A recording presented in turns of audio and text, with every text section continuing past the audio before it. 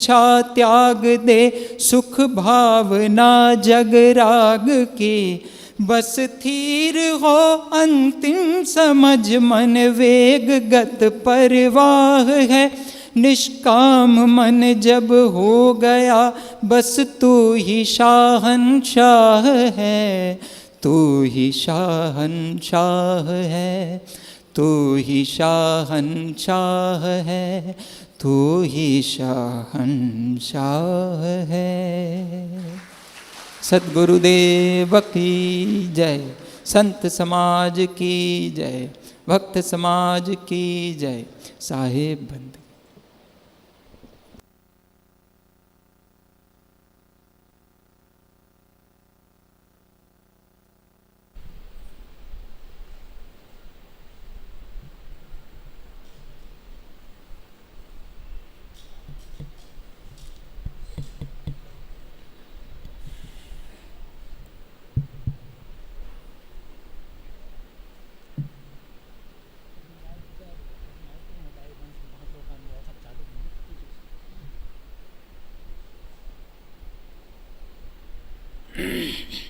परम पूज्य गुरुदेव जी को सुने। उसके पूर्व एक छोटा सा निवेदन आप सबसे कि आप सबके पास मोबाइल रखे हुए हैं। आप सब कुछ देर के लिए या तो साइलेंट मोड में रख लें, फ्लाइट मोड में रख लें, या तो फिर स्विच ऑफ कर दें। आपके कारण आपके आसपास रहने वाले बैठे लोगों को व्यवधान ना हो, इसका ख्याल रखेंगे। सबके सब मोबाइल बंद कर देंगे। बोलिए सद्गुरुदेव की जय।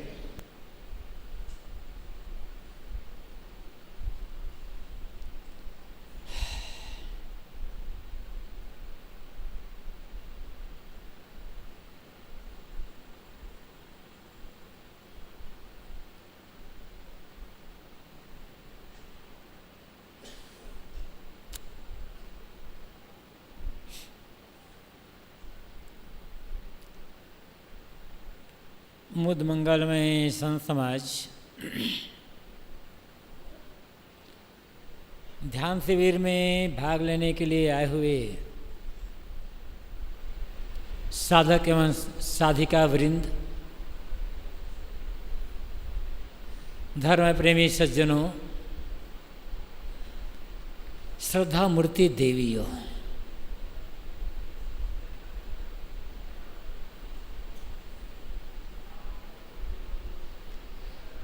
सदगुरु कबीर की वानियों में अनेक जगह ध्यान समाधि का वर्णन है और सदगुरु कबीर की वानियों को पढ़ने से हमें ये पता चलता है कि सदगुरु कबीर एक महान साधक और महान संत रहे हैं। उनका जीवन और उनके जीवन का प्रत्येक क्रियाकलाप ध्यान और समाधि बन गया था। कहना चाहिए कि सदगुरु कबीर ने जो कुछ कहा है ध्यान और समाधि में स्थित होकर के ही कहा है। और ध्यान समाधि में स्थित होकर अर्थात मन को एकाग्र करके प्रसन्न भावना से हम और आप जो कुछ भी छोटे बड़े काम करेंगे, हमारा हर काम, हमारा हर कर्म सेवा बन जाएगा, हमारा हर कर्म पूजा बन जाएगा। जिसका मन निर्मल है, एकाग्र है, संयत है और जहां जहां भी जा रहा है मानो परिक्रमा कर रहा है। सदगुरु कबीर ने यही कहा है ना कि जहाँ जहाँ डोलूं सो परिक्रमा। ध्यान साधना में डूबा हुआ साधक कहीं भी जा रहा है, खेत जा रहा है मानो परिक्रमा कर रहा है, कारखाना जा रहा है परिक्रमा कर रहा है, मजदूरी करने जा रहा है परिक्रमा कर रहा है, दफ्तर जा रहा है परिक्रमा कर रहा है, दुकान जा रहा है परिक्रमा कर रहा है। यहाँ तक ध्यान में डूबा हुआ साधक बाथरूम जा रहा है परिक्रमा कर रहा है। अथवा जिसकी जीवन ही परिक्रमा बन गया है वो जीते जी भगवत स्वरूप है हमारे लिए, कल्याण आत्मा। सदगुरु कबीर ने हमें इसी की सीख दी है। और जब जीवन का आचरण ऐसा बनेगा तो हमारा मानव जीवन पाना सफल हो जाएगा और कृतार्थ हो जाएगा।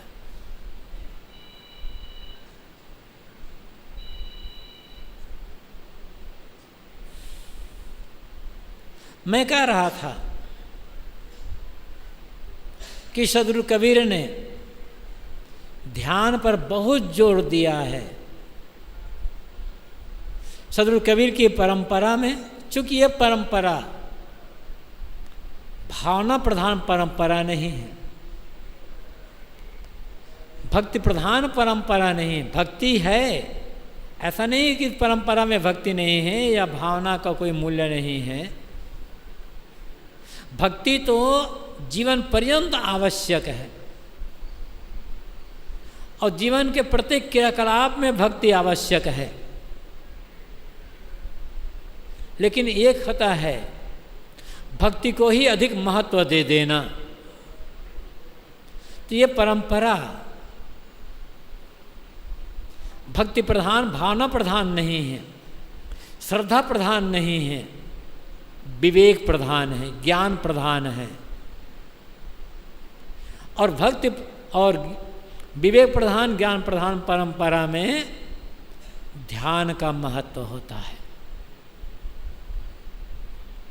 कहीं भी ज्ञानी और विवेकी संत होंगे, किसी भी मत पंथ संप्रदाय के, वे ध्यानी साधक अवश्य होंगे, ध्यान परायण अवश्य होंगे। भक्त भी ध्यानी होता है, लेकिन वहाँ ध्यान का महत्व कम है, भक्ति का महत्व, पूजा का महत्व ज़्यादा होता है। सदगुरु कबीर के पश्चात, उनके ज़माने से ही कबीर पंथ की जो परंपरा चली, बड़े बड़े संत आए, गुरुजन आए। आप श्री गुरुदास साहब की वाणी पढ़ें, कबीर परिचय, श्री रामरहस साहब की वाणी पढ़ें, पंथ ग्रंथी, श्री पूरन साहब की वाणी पढ़ें, निर्णय सार वैराग्य शतक, या अन्य और भी जो संत हुए हैं उनकी वाणियों को पढ़ें। ध्यान पर जोर है। लेकिन हमारे पूर्वज संतगण ध्यान परायण तो होते थे, किंतु वे ध्यान समाधि का अभ्यास एकांत में अकेले करते थे। जब मैं सन 1974 में गुरुदेव जी के पास आया, उस समय भी मैंने देखा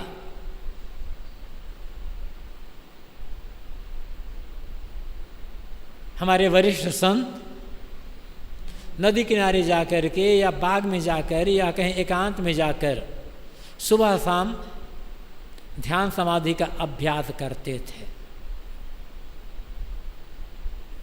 समूह में एक साथ बैठ करके ध्यान का समाधि का अभ्यास किया जाए, यह प्रचलन नहीं था। पता नहीं ये बात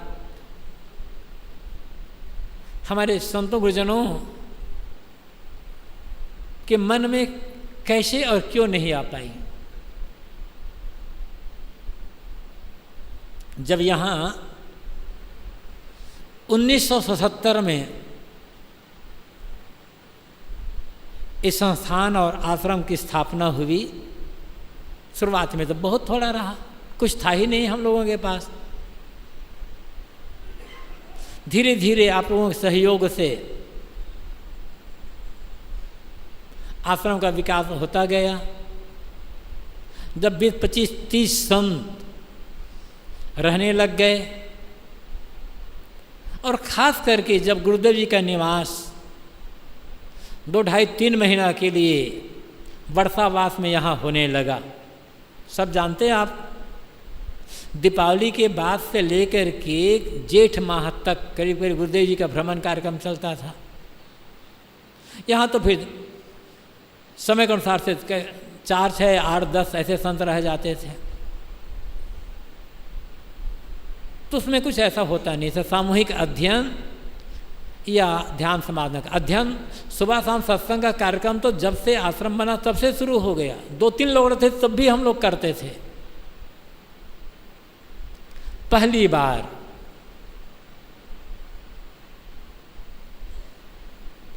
सन 92-93 के दौरान गुरुदेव जी ने संत समाज के बीच अपना विचार रखा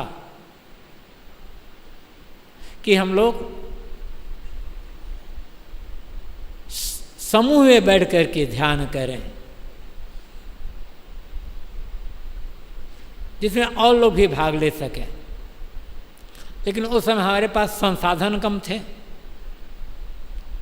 तो पहली बार जब ध्यान शिविर का आयोजन हुआ तो उसमें केवल आश्रम में रहने वाले संत ही भाग लिए। 2-4 लोग एक कॉलोनी वाले आ गए। कुछ लोगों ने पहले टिप्पणी भी की थी, अरे कि हाँ सुबह से शाम तक बैठना ऐसा, लेकिन सब किया गया। सप्ताह भर जब ध्यान शिविर हुआ तो सबके मन पर एक अच्छा प्रभाव पड़ा। और ये हुआ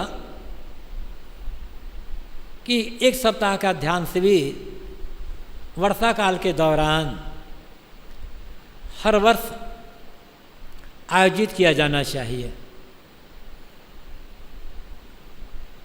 फिर दोबारा में कुछ बाहर से भक्त लोग आए,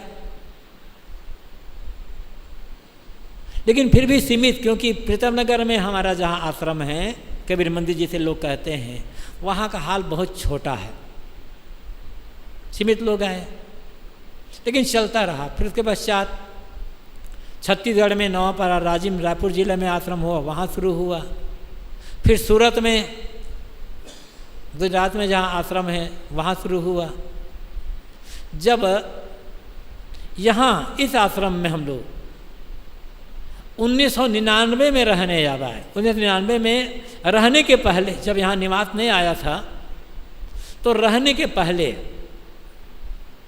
1999 में उधर बी ब्लॉक जिसे हम लोग कहते हैं, पूरब तरफ का जो ब्लॉक है, उधर जहाँ धर्मशाला है, जहाँ इधर बाथरूम बना हुआ है नीचे पोर्शन में, वो हाल था पहले। तो वहीं पर हुआ कई वर्ष। फिर धीरे धीरे बढ़ता रहा और जब ये हाल बन गया, बीजक मंदिर तो यहाँ से सो गया। मैं ये कह रहा था कि कबीर पंथ पारक सिद्धांत में, और पारक सिद्धांत नहीं और पूरे कबीर पंथ में समूह में ध्यान शिविर का आयोजन गुरुदेव जी द्वारा ही शुरू किया गया। अब तो अनेक संत लोग करते हैं, जगह जगह करते हैं, और भक्तों के मन में भी हुआ। भगत लोग भी काफ़ी पर्याप्त में आने लगे, घर से देवियाँ भी आने लगी। और का जो परिणाम है आपके समक्ष है।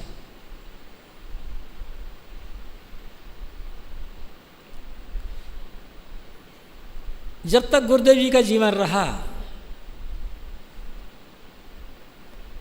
गुरुदेव जी ने अपने जन्मदिन पर कोई आयोजन करने के लिए सख्त मना कर दिया था। हमारे 1-2 गुरु भाई ने निवेदन किया, गुरुदेव जी आप किससे गए? तो हम अपनी खुशी के लिए कर रहे हैं। आप चाहते हो तो बात अलग है, लेकिन हम तो अपनी खुशी के लिए करना है। हम अपने इष्ट का जन्मदिन भी आयोजित न कर सकें। काफ़ी कोशिश किए तो गुरुदेव जी ने स्वीकृति दी, लेकिन वो मात्र 2 या 3 साल चला। अब किसी का जन्मदिन जब मनाया जाता है, आयोजित किया जाता है, तो उनके द्वारा समाज को जो मिला, हमें जो मिला, हम उसकी प्रशंसा तो करते ही करते हैं। हर व्यक्ति करता है, जो मिला है अपने बड़ोजनों से, गुरुजनों से, उसकी प्रशंसा तो करते हैं।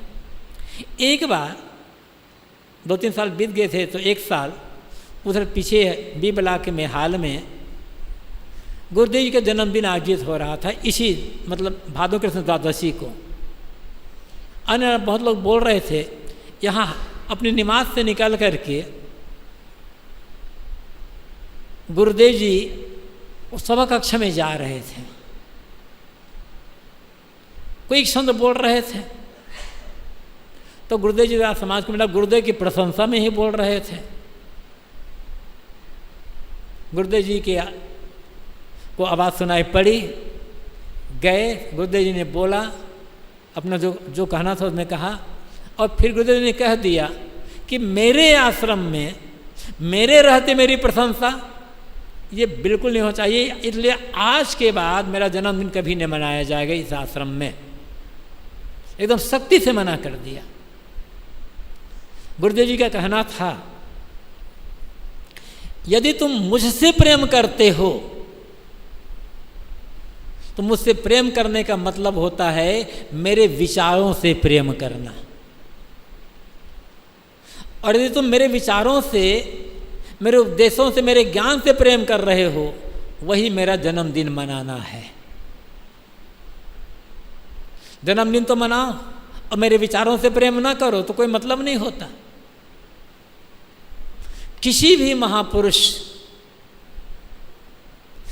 के जन्मदिन मनाने का अर्थ होता है उस महापुरुष के जीवन का जो उच्च आदर्श है, उनका जो ज्ञान है, उनके जो विचार है, उससे प्रेम करना। और विचारों से प्रेम करने का मतलब है उन विचारों का जीवन में प्रयोग करना, आचरण करना, और तभी हम उस महापुरुष के सही अर्थों में अनुयायी हो सकते हैं। गुणानुवाद गा करके अनुयायी नहीं हो सकते। सभा आयोजित कर लिए, गुणानुवाद गा लिए, और जा करके भंडारा भी खा लिए। भंडारा के बाद हाथ धोए तो वहीं पर उनके विचारों को डाल दिए। क्या फायदा हुआ फिर? हम लोग यही कर रहे हैं ना। तो गुरुदेव जी ने ध्यान शिविर का आयोजन किया, फिर ऐसे होता रहा, बीच में इसमें पड़ता था। लेकिन जब गुरुदेव जी का शरीर नहीं रह गया तो तब तो हम स्वतंत्र हो गए। इसलिए फिर जब गुरुदेव शरीर नहीं रहा तो वे गुरुदेव जन्मदिन मनाना है, संतों के मन में विचार आया, भक्तों ने भी कहा। तो बार बार कार्यक्रम करें तो बाहर भक्त तो आ नहीं सकते, इसलिए समाज में निर्णय लिया गया कि ध्यान शिविर का आयोजन भी हो और ध्यान शिविर का समापन गुरुदेव जी के जन्मदिन पर ही हो जाए। तो दोनों काम हो जाएगा, भक्त लोग भी, बाहरी भक्त लोग भी रहेंगे, संतगण भी रहेंगे, ध्यान शिविर का समापन भी हो जाएगा और गुरुदेव जी के जन्मदिन का उत्सव भी हो जाएगा। गुरुदेव जी ने समाज को क्या दिया ये कहने की आवश्यकता नहीं है, सब जानते हैं। लेकिन कुछ बातें ऐसी है जो गुरुदेव जी यदि कबीर पंथ में ना आए होते तो त्रुटियां कबीर पंथ की कभी सुधरती नहीं। सिद्धांत में वो बातें थी, सिद्धांत में लोग कहते थे, लेकिन व्यवहार में उतार नहीं पाते थे।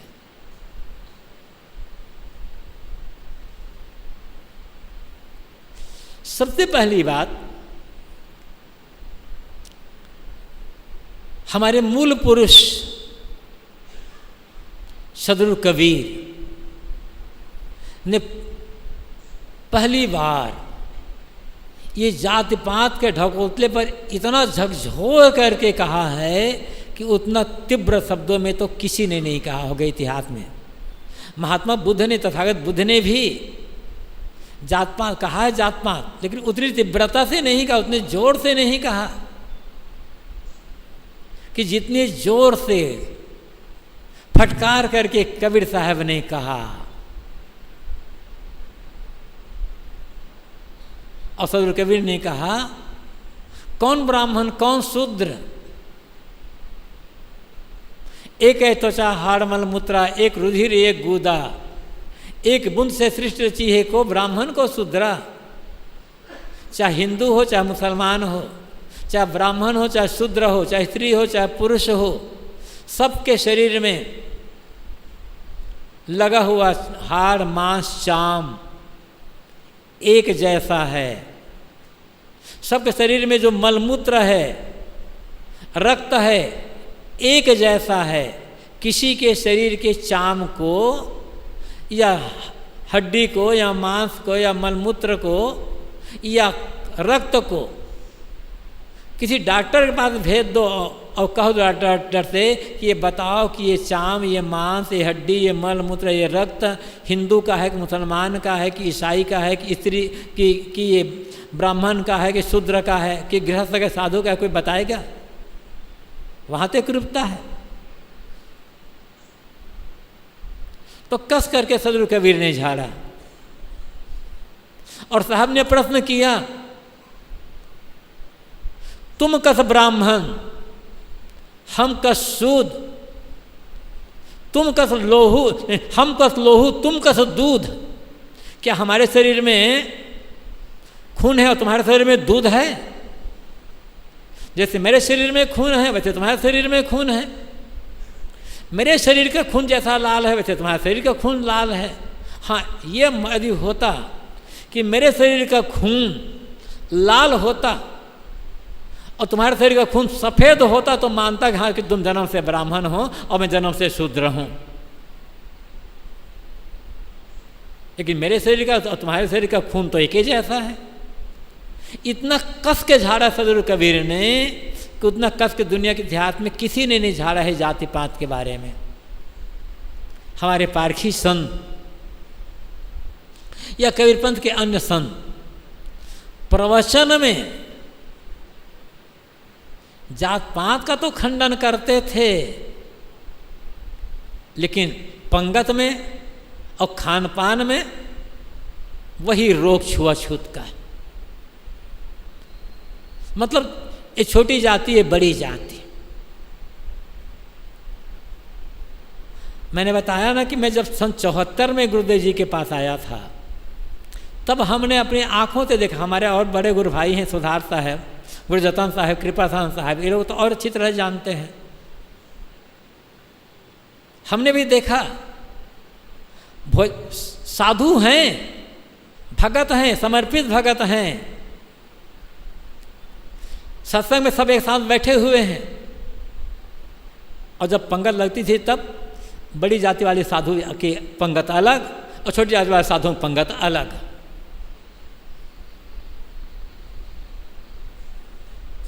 जिन्हें शूद्र कहा जाता है, जिन्हें छोटी जाति कहा था, यदि वो साधु भी हैं, भोजन नहीं बना सकते थे, भोजनालय में घुस नहीं सकते थे। और वो तो दूर की बात, जब पंगत में साथ नहीं बैठ सकते थे तो भोजन छोड़ने की बात दूर है। और वो भी अद्भुत,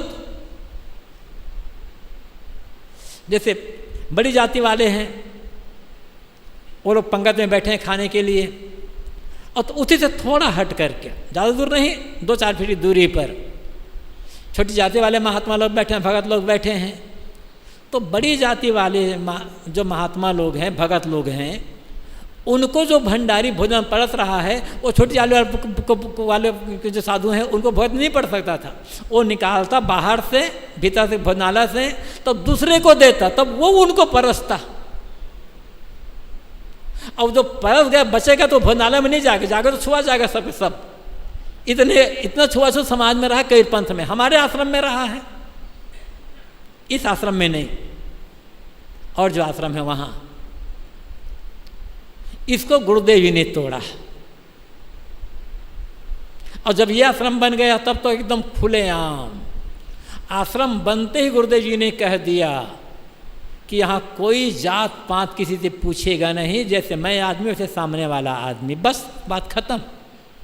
और तब से यहाँ तो जात पात, जात कौन वर्ण हो कौन दूध हो, अरे दूध तो सफ़ेदे होता है भाई, कि कहीं किसी दूध काला होता हो, पीला होता हो, लाल होता हो तो थोड़ा दिखाना आप लोग।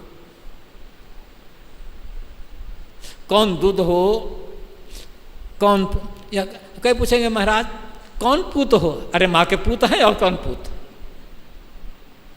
कौन दूध हो, छोटे बच्चे थे तो माँ का दूध पिए, बड़े हुए तो गाय का दूध पिए, भैंस का दूध हुए कभी बकरी का दूध पी लिए, और तो कोई दूध है नहीं।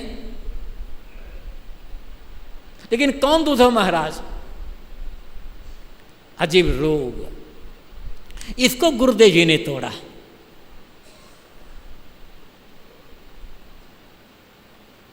और आज कबीर पंथ में लगभग हर आश्रम में ये जातिवाद का रोग खत्म हो चुका है। अब सबको बराबर। हमारे समाज के संत छोटी जाति में पैदा हुए, जैसे शूद्र कहते हो, उन्हें भोजनालय की थाली नहीं दी जाती थी, उनकी थाली अलग होती थी और उनकी थाली भोजनालय में आ नहीं सकती थी। इतना होता था, इतना रोग था। इसको गुरुदेव जी ने तोड़ दिया। बहुत बड़ा उपकार है गुरुदेव जी का ये कबीर पंथ के लिए। और मैं कहता हूँ एक संयोग कहिए, गुरुदेव जी का एक संयोग कहिए, चाहे जो भी कहो, गुरुदेव जी तोड़े, इसमें विरोध नहीं हुआ, कुछ ने कहा लेकिन विरोध नहीं कर पाए। क्यों? संयोग से गुरुदेव जी जन्म ब्राह्मण घराने में हुआ। यदि छोटे घराने में होता ना तो तोड़ना बड़ा मुश्किल पड़ता, याद रखना।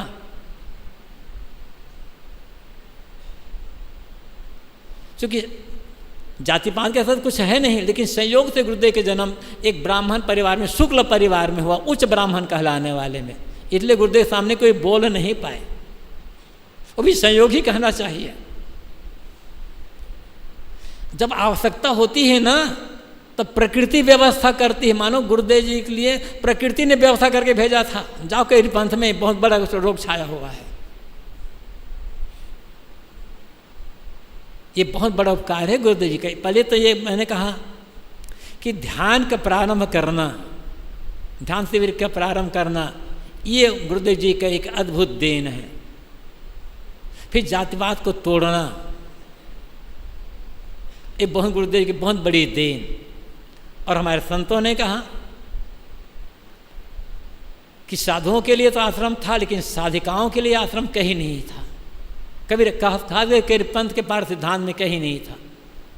गुरुदेव की कृपा से अनेक जगह आश्रम बन गए, जहाँ आज साध्वियाँ स्वतंत्र रूप से रह करके साधना कर रही है। बहुत बड़ा उपकार है। और भी बहुत बड़ा अनेक हैं। और गुरुदेव जी ने जो कहा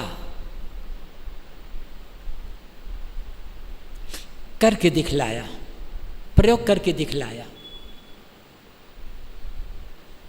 गुरुदेव जी किसी काम को छोटा बड़ा नहीं मानते थे, हर काम करने तैयार। स्वयं जब वो 21-22 साल की उम्र में जब घर छोड़ कर कबीर पंथ में आए तो कोई सेवा का कोई ऐसा काम नहीं था जिसे उन्होंने ना किया हो। बड़े बड़े बताते थे भंडारी साहब, श्री बीमा साहब, साल भर पहले जिनका सर्रांत हुआ है, श्री बीमा साहब कहते थे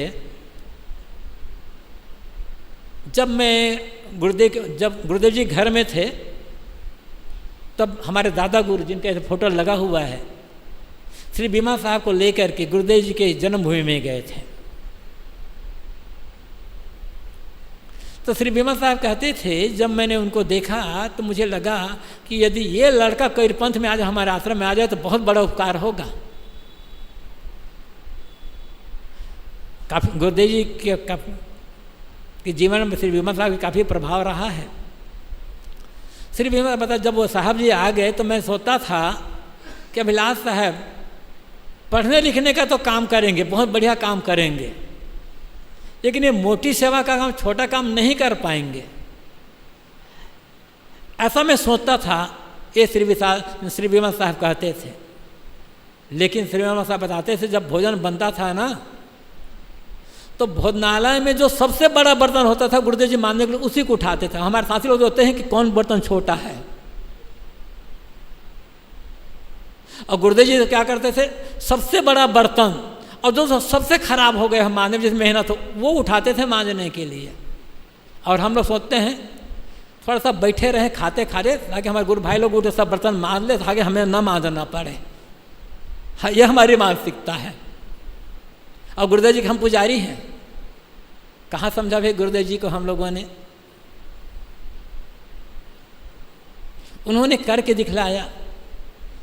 और छोटी से छोटी सेवा जिन्हें हम नहीं कर सकते, मुझे भी करना होगा ना, तो एक बार सोचूंगा करने के पहले, संकोच आएगा, भले कर लूँगा लेकिन एक बार हिचक होगी मन में। अयोध्या आश्रम में जब ये आश्रम नहीं बना था तब की बात, एक संत बीमार पड़े, कुछ पेट गड़बड़ हुआ। अब जैसे आज सुविधाएं हैं जगह जगह, शौचालय के आश्रमों में इतनी सुविधाएं कहाँ थी।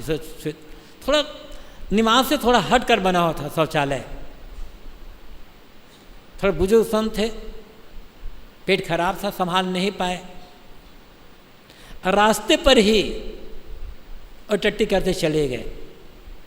गुरुदेव जी ने सबके सामने अपने हाथ से उठाया उसको। सबके लिए पूजनीय थे। उस समय भी गुरुदेव जी को सब बड़ा पूजनीय मानते थे, लेकिन सबके सामने उन्होंने उस टट्टी को, किसी को कहा नहीं, स्वयं अपने हाथ से, जैसे माँ अपने बेटे की टट्टी साफ उठाती है ऐसे हाथ से उठाया, करके दिखाया। और तब वे बड़े हुए। और हम सेवा के काम से घबराते हैं।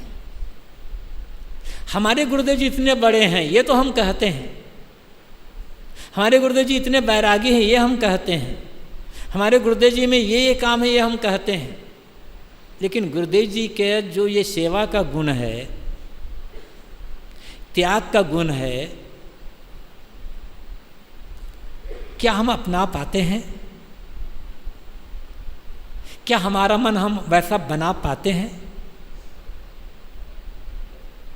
एक बार गंभीरता से हमें सोचने की आवश्यकता है, गंभीरता से सोचने की आवश्यकता है।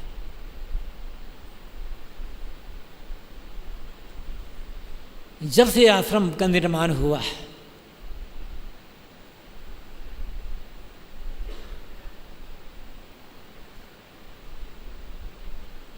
और जब हम लोग आए आगे थोड़ा सा सेवा शुरू किए, गुरुदेव जी ने अपनी सारी बाहरी जिम्मेदारी छोड़ दी।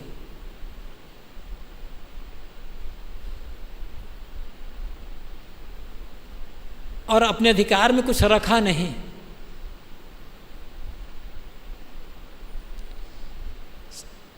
सब जानते हैं गुरुदेव जी की जब शरीर छूटा, शांत हुआ इस आश्रम में, तो गुरुदेव की झोली में 1 रुपया भी नहीं था, 1 रुपया भी नहीं था। आश्रम के महंत लोग सोचते हैं कि आश्रम के जो भी रुपया पैसा सब मेरे अधिकार में होना चाहिए, मेरी पूंजी मेरे पास होना चाहिए। गुरुदेव ने कभी कोई पूंजी नहीं रखी अपने पास। जब 1 रुपया भी नहीं है तो चोर क्या चुराएगा। एक बार गुरुदेव जी का कार्यक्रम झारखंड में था, एक स्कूल में जैसे था वहीं पर गुरुदेव जी का निवास था। जंगला थे और सब संत रहते थे। गुरुदेव के निवास बड़ा कमरा, अकेले रहते थे। गुरुदेव जी अपनी झोली टेबल पर रख दिए थे। रात का समय सो गए। अब मंच पर तो लोग देखते हैं ना भाई कि हाँ जो गुरु हैं, भगत लोग आते हैं तो उन्हीं को पैसा चढ़ाते हैं। तो किसी ने देखा, चाहे वो पहले से चोर रहा हो या देख करके मन में चोरी भावना आई हुई हो, ये बड़े गुरु हैं, सब पैसा इन्हीं के पास होता रहा होगा। गुरुदेव झोली रख लिए, सो गए, अंधेरा था, बाहर का संभाला था। एक चोर आया, डंडा डाल कर ये गुरुदेव जी की झोली ले गए, झाड़े थे, कोई पैसा नहीं। गुरुदेव कहते थे बेचारा की इतनी मेहनत की 1 रुपया भी नहीं मिला।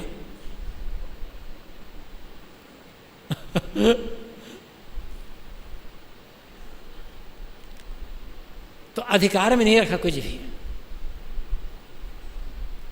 अधिकार में नहीं रखा कुछ भी, लेकिन पूरा अधिकार उन्हीं का था। इतना तो इतना, चूंकि इस आश्रम में रहते थे, शुरुआत में नी से मुझे रहना पड़ा इस आश्रम में, और गुरुदेव के पास गुरुदेव जी को देखा, उसके बाद और जो सेवा हो रही है। इतने दिन के दरमियान में ये अनुभव हुआ, जिस आश्रम का महंत, गुरु, व्यवस्थापक सारा पैसा अपने हाथ में रखता, सारी जगह अपने हाथ में रखता है, वो आश्रम बहुत दिन तक नहीं चल पाएगा। और जिस आश्रम का महंत, गुरु, व्यवस्थापक अपने पास पैसा नहीं रखता, आश्रम के अन्य जो संत हैं उनके पास पैसा रखता है, वो आश्रम विकास करेगा और अधिक दिन तक चलेगा।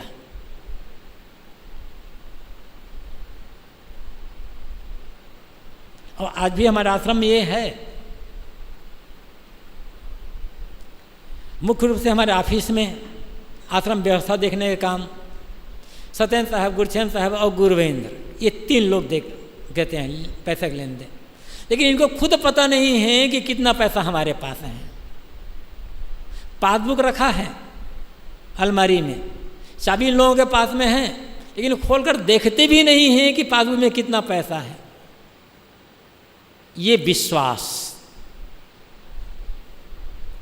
और वही उनका जो विश्वास है, उसी के बल पर आप लोगों का विश्वास इस आश्रम पर है।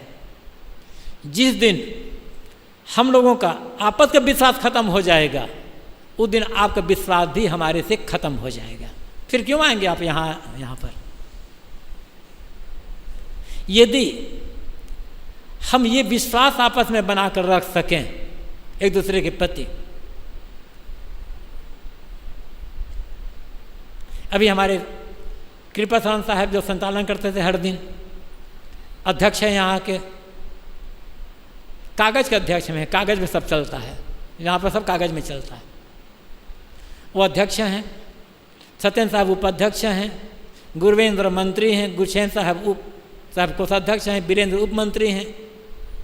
मैं जहाँ कह देता हूँ, खाली पेपर में भी कह देता हूँ यहाँ साइन कर दो, एक बात नहीं पूछते कि साहब क्या लिखोगे इसमें, हमें क्यों साइन करवा रहे हो, एक बात भी नहीं पूछते। मैं कह दिया भाई यहाँ साइन करना है, बस निकाले कागज, साइन करके छोड़ दिए। अब मैं क्या लिखूंगा उसमें, देखते भी नहीं ये लोग। ये विश्वास, ये गुरुदेव की कृपा का फल। और हम इस विश्वास को बनाकर रख सकें तो ये आश्रम आगे भी आप लोगों की सेवा कर सकेगा जिस किसी प्रकार से। और ये विश्वास यदि बना रह गया तो यही गुरुदेव जी के लिए हमारी श्रद्धांजलि होगी। और यदि हम विश्वास को आपस में बनाकर रख सकें, त्याग भाव से रह सकें, अधिकार लालसा को छोड़कर रख सकें, तो हम गुरुदेव जी के शिष्य कहलाने का अधिकारी हो सकते हैं। अन्यथा केवल बाहर से अधिकारी होंगे, भीतर से अधिकारी नहीं होंगे।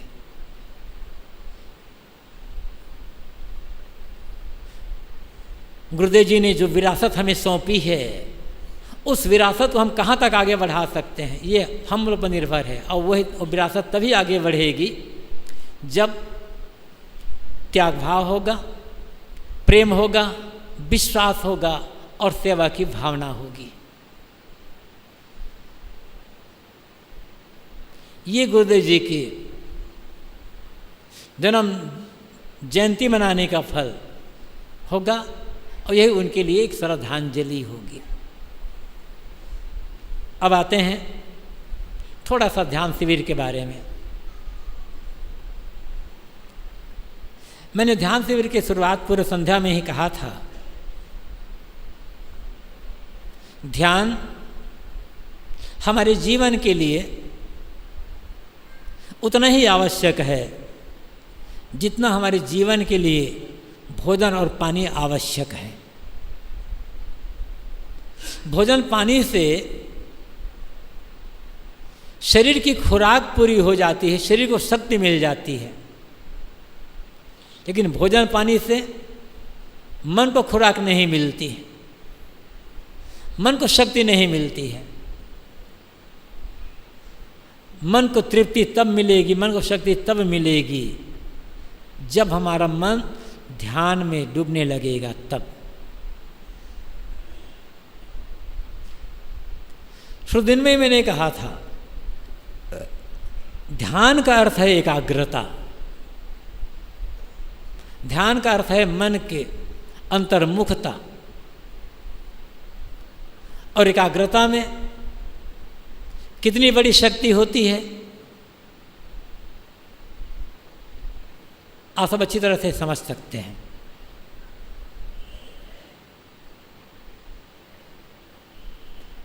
जब हमारा फोकस किसी एक बिंदु पर हो जाए तो वहां हमें सफलता मिलना ही मिलना है। जब फोकस हम किसी एक बिंदु पर डालते हैं, किसी शक्ति को एक बिंदु पर केंद्रित करते हैं, तो क्या परिणाम आता है? एक सरल उदाहरण से समझ सकते हैं हम। जैसे सूरज से हमें प्रकाश मिलता है,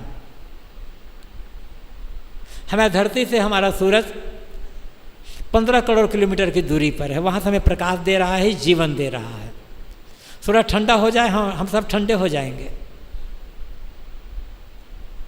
गर्मी दिनों में कितनी गर्मी पड़ती है, सूरज की धूप कितनी हमें परेशान करती है, हम बचना चाहते हैं, लेकिन कैसी भी गर्मी क्यों ना हो, सूरज की किरणों से, सूरज की धूप से कहीं आग लगती नहीं है। लगता है कि पैर पर झुलस जाते हैं, हमारा शरीर भी एकदम अस्त व्यस्त हो जाता है जब लू चलती है तब, लेकिन उसे आग नहीं लगती। किंतु सूरज की उसी गर्मी को, सूरज की उसी किरणों को मैग्नीफाइंग ग्लास द्वारा आप किसी एक बिंदु पर फोकस डालें, बस 1 मिनट में आग लग जाएगी। हमारे मन की जो किरणें हैं ना, बिखरी हुई, जैसे सूरज की किरणें बिखरी हुई है, उससे आग नहीं लगती। हम उसको जब एक फोकस डाल देते, किसी बिंदु पर केंद्रित करते, आग लग जाती है। ऐसे हमारे मन की जो किरणें हैं, हमारे मन की जो शक्तियां हैं, बिखरी हुई है नाना तरफ, नाना दिशाओं में। इसलिए हम किसी दिशा में विशेष उन्नति नहीं कर पाते, और बिखरी हुई शक्ति को चाहे अध्ययन मनन में, पढ़ाई लिखाई में, काव्य में, कला में, कौशल में, ज्ञान में, विज्ञान में, सेवा में, या किसी भी दिशा में एकत्रित करें, उसमें नियोजित करें, तो आपको उस दिशा में अद्भुत सफलता मिलेगी। ये बड़े बड़े वैज्ञानिक अकेले डूब करके रात दिन प्रयोग करते रहते हैं। ये बड़े बड़े वैज्ञानिक जो है ना, ये भी एक प्रकार के बहुत बड़े ध्यानार्थी साधक हैं। खाना पीना, देखना सुनना, बात करना सब छोड़ देते हैं। ये वैज्ञानिक यदि ऐसे घूमते फिरते रह जाएं, तमाम चीज़ों ऐसे करते रह जाएं, तो क्या इतनी अद्भुत चीज़ों का आविष्कार कर पाएंगे?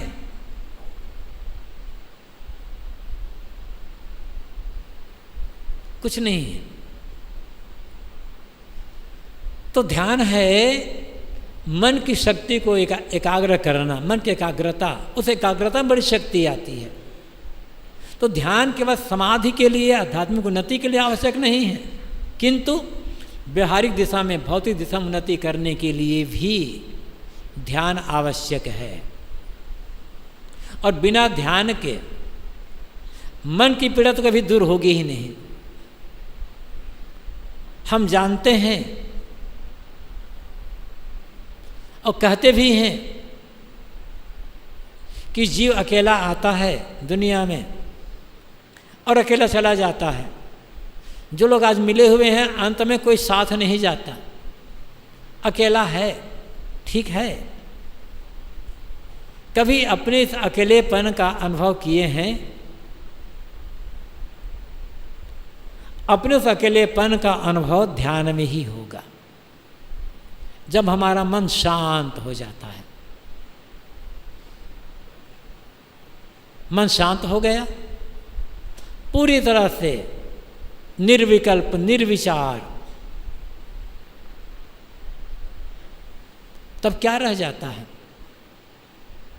तब रह जाता है हम अपने आप, हमारी सत्ता रह जाती है।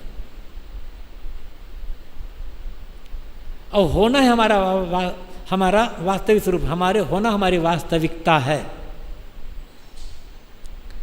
हमारे जीवन के 4 तल हैं, 4 स्तर हैं। हम 4 स्तरों पर अपने जीवन को जीते हैं। पहला स्तर होता है हमारा शरीर का स्तर जो स्थूल है। दूसरा स्तर है, दूसरा तल है, दूसरा स्टेप है मन का। तीसरा है हृदय का, और चौथा है आत्मा का, अपने आप का। शरीर के स्तर पर हम क्रिया करते हैं, कर्म करते हैं। मन के स्तर पर हम सोचते हैं, विचारते, चिंतन मनन करते हैं। हृदय के स्तर पर हम भावना करते हैं, प्रेम करते हैं, श्रद्धा करते हैं। किंतु आत्मा के स्तर पर कुछ नहीं करते हैं, केवल हम होते हैं बस। पहला स्तर हमारा है शरीर का। शरीर में क्रिया है, शरीर से कर्म है, जो हम स्वाभाविक रूप से करते हैं वो क्रिया है। जो सोच कर करते हैं वो कर्म है।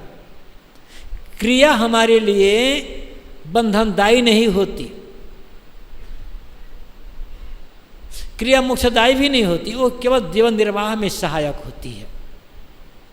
कर्म बंधनदायी होते हैं और कर्म मुक्तिदायी भी होते हैं।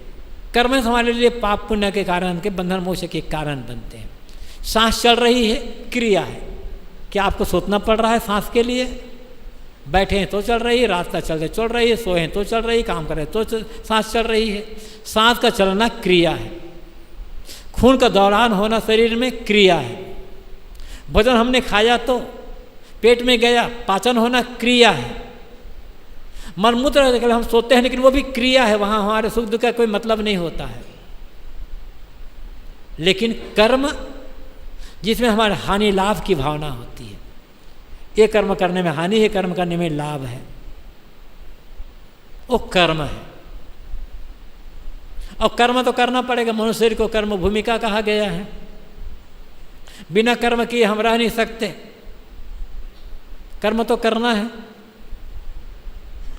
कर्म करके, कर्म करते हुए भी हमारा मन प्रसन्न हो, कर्म करने के बाद भी हमारा मन प्रसन्न हो, और हमारे कर्म से दूसरे को सेवा मिले, प्रसन्नता मिले, सुविधा मिले, लाभ मिले। यदि हम इस ढंग से कर्म करते हैं तो हमारा हर कर्म सेवा बन जाएगा, पूजा बन जाएगा। इसलिए कर्म तो करना पड़ेगा हमको। हर कर्म को सेवा बना लें, हर कर्म को पूजा बना लें।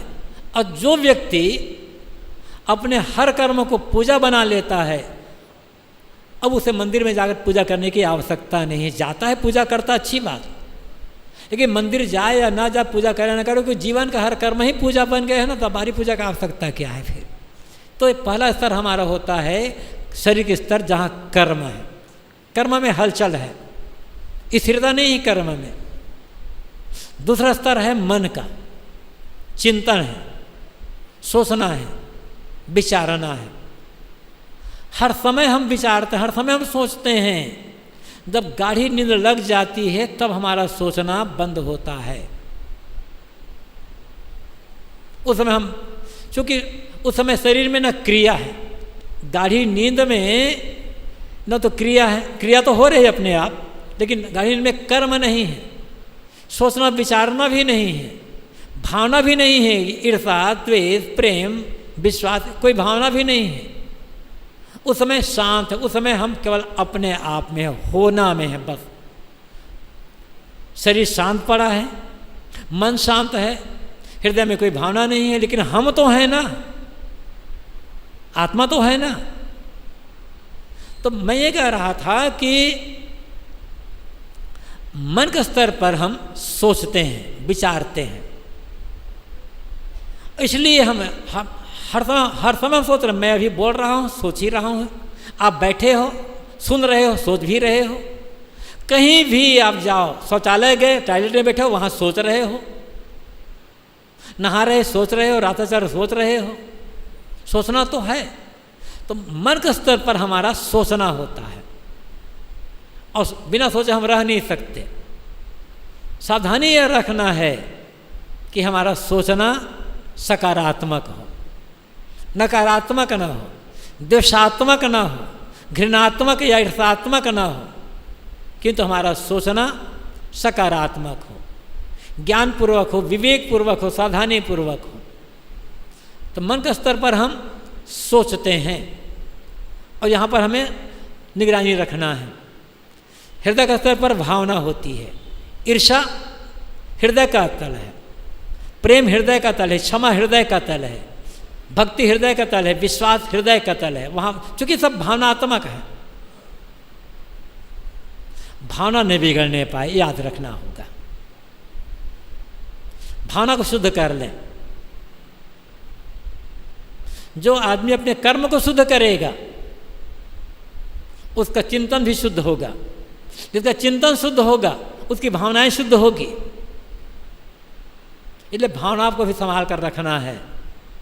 किंतु आत्मतल पर क्या होता है? कुछ नहीं होता है, केवल सत्ता, एग्जिस्टेंस, बस होना।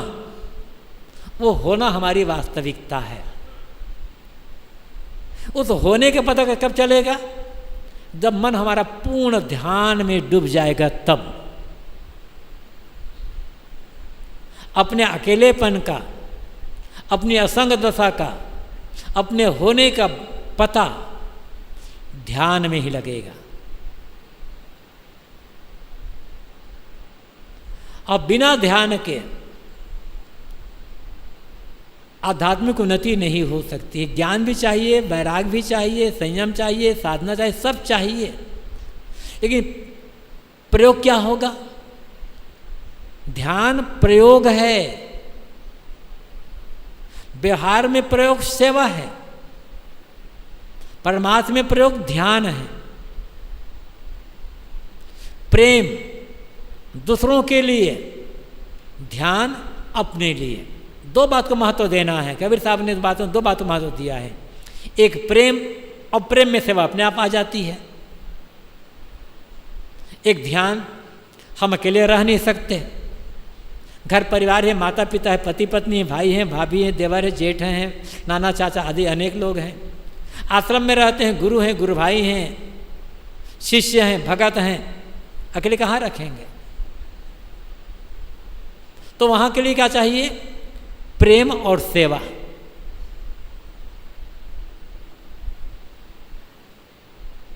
प्रेम और सेवा है, व्यवहार बहुत सुंदर बनेगा, कलह का अवसर नहीं आएगा, शांति रहेगी। लेकिन व्यवहार में डूबे रह गए तो अपने आप को पता नहीं चलेगा। इसलिए अपने लिए ध्यान, मन को पूरा विश्राम, पूरा संतोष ध्यान में मिलेगा, पूर्ण तृप्ति ध्यान में मिलेगी। और वहाँ पर हमें अपने आप का अस्तित्व बोध होगा। इसलिए भी ध्यान आवश्यक है। यहाँ ध्यान शिविर का आयोजन किया जाता है 7 दिन, इस साल 8 दिन का। हम ये नहीं मानते कि इन 8 दिनों में आपका ध्यान पूरा का पूरा लग जाएगा, इन 7-8 दिनों में पूरी सफलता मिल जाएगी, ऐसा कुछ नहीं है। एक प्रेरणा है। ध्यान क्या है, कैसे करना है, क्या सावधानी है, क्या क्या बचना है, खान पान कैसे रखना है, सोचना विचारना कैसे रखना है, एक प्रेरणा, एक सीख दी जाती है बस। और जब यहाँ जो प्रेरणा मिली, यहाँ जो रास्ता मिला आपको, आप घर में जाकर के इस प्रेरणा का प्रयोग करेंगे, तब धीरे धीरे जाकर के ध्यान लगेगा और मन ठहरेगा।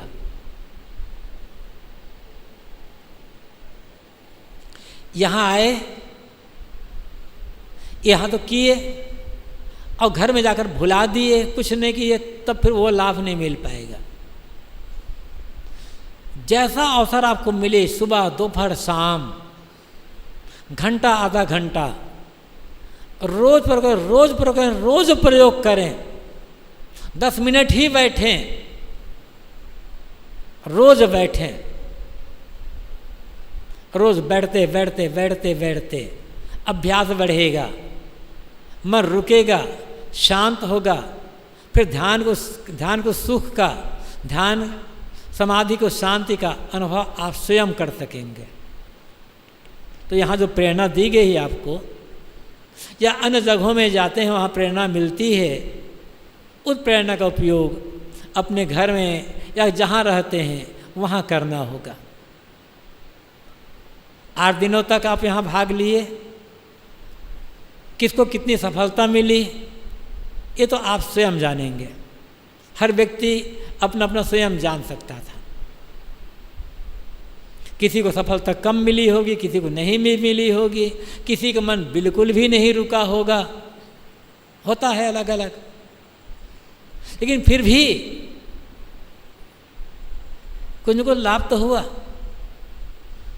मान लो आपका ध्यान नहीं लगा बिल्कुल ही, तो ये सोचो 8 दिनों तक आपको एक संत आश्रम में संतों के बीच रहने का अवसर मिला,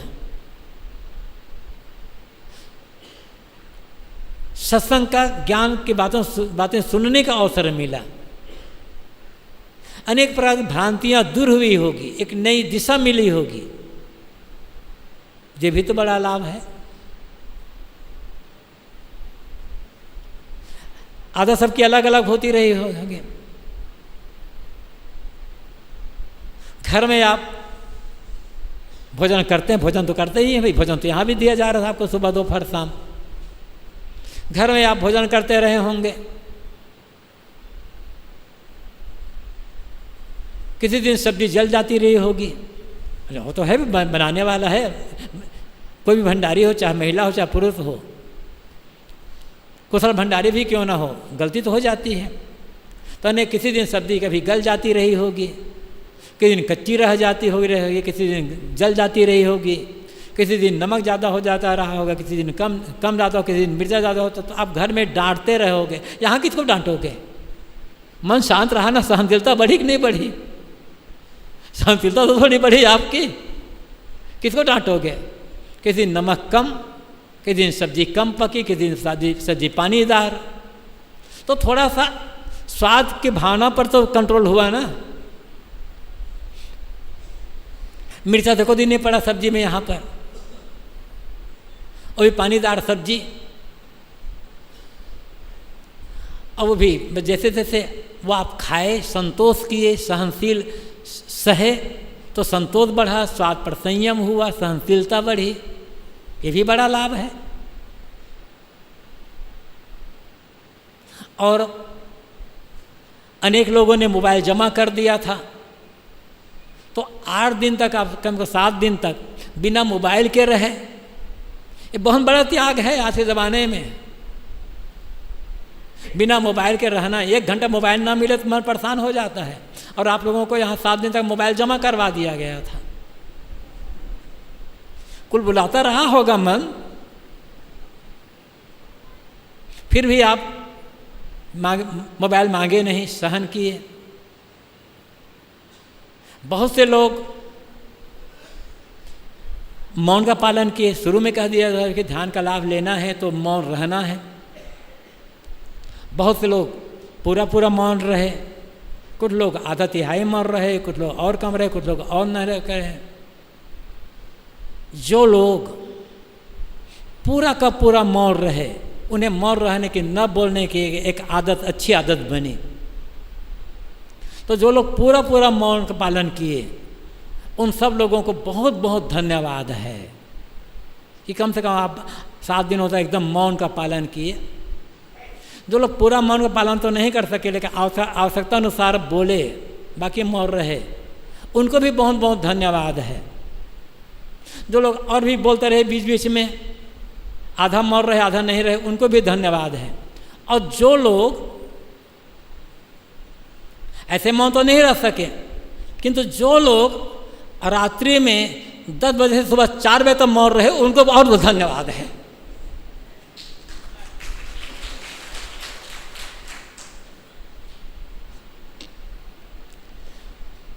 सबको धन्यवाद। आप लोग आए, ध्यान शिविर का लाभ लिए। अब यहाँ से जो प्रेरणा मिली है उसको जाकर घर में प्रयोग जरूर करें, यही निवेदन है। आश्रम द्वारा हमारे साथी ने कहा भी है, आश्रम द्वारा जो व्यवस्था दी गई, बड़े सहज भाव से, प्रसन्नतापूर्वक उन सारी व्यवस्थाओं को आप लोगों ने स्वीकार किया, बिना शिकायत के, मीन मेख निकाले। आप लोगों की बड़ी कृपा है आश्रम पर और हम लोगों पर।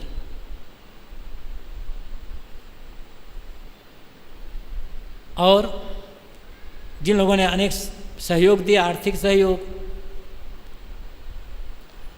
उन्हें भी धन्यवाद। और जो लोग यहाँ आए, आकर ध्यान शिविर का लाभ लिए, उपस्थिति दिए, और सबको धन्यवाद है। और साथ साथ में अनेक लोग तो पहले भी आ चुके हैं, जो लोग पहली बार इस आश्रम में आए हैं और पहली बार ध्यान शिविर में लाभ लिए,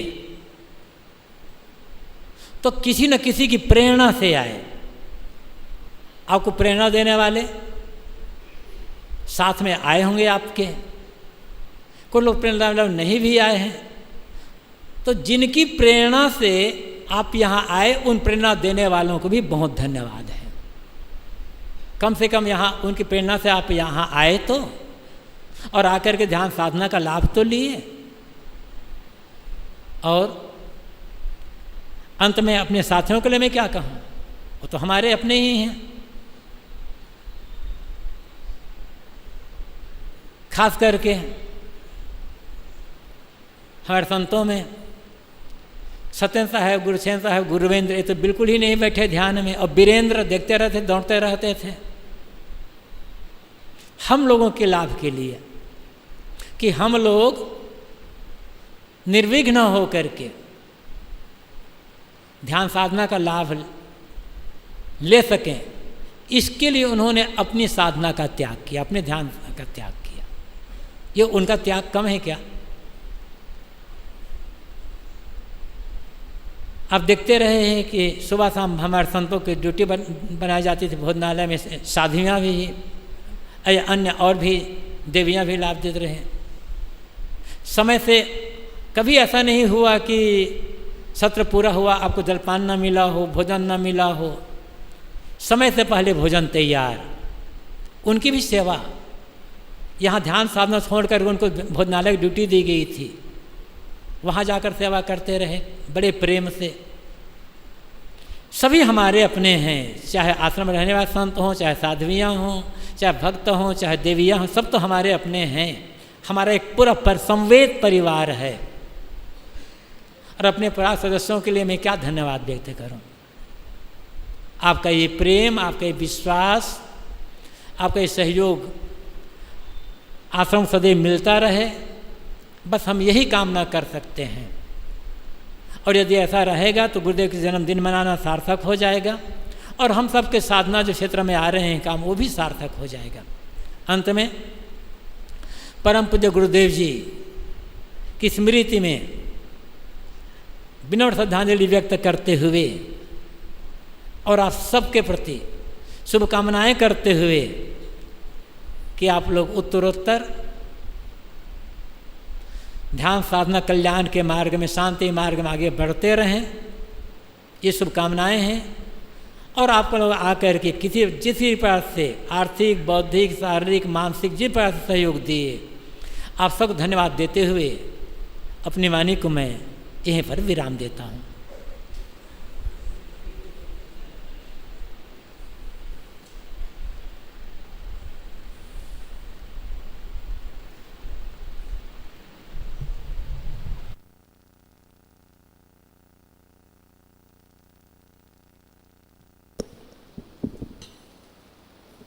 हमारा साप्ताहिक ध्यान शिविर का समापन सत्र समापन की ओर है। समापन के पूर्व संत गुरु की पूजा आरती, प्रसाद वितरण, तत्पश्चात भोजन भंडारा होगा। जैसे अभी तक धैर्य बना करके आप लोग रहे हैं, ऐसे ही कुछ देर और धैर्य बना करके रहें।